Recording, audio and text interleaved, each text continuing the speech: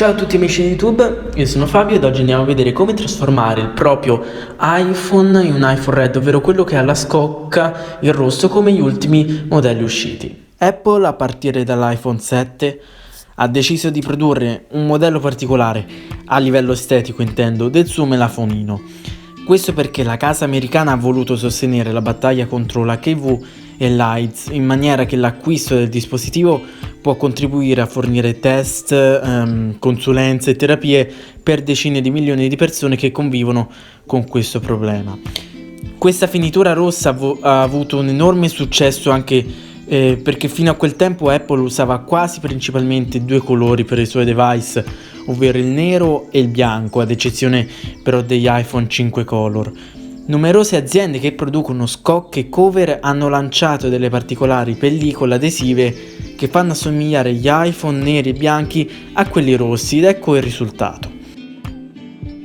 Particolari perché cercano di imitare al meglio la scocca del vero iPhone Red, con tanto di scritta iPhone, la classica frase Design by Apple in California, il codice del modello e tutto quello che c'è scritto in un comune melafonino. Il prezzo di questa pellicola è veramente irrisorio, ragazzi, potete anche evitare di acquistarla.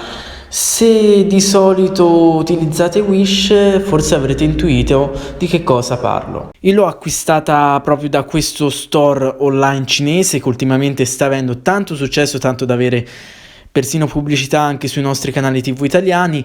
Il trucco per cercarlo di prenderlo gratis è semplice, basta effettuare il normale ordine scegliendo le varie inserzioni presenti.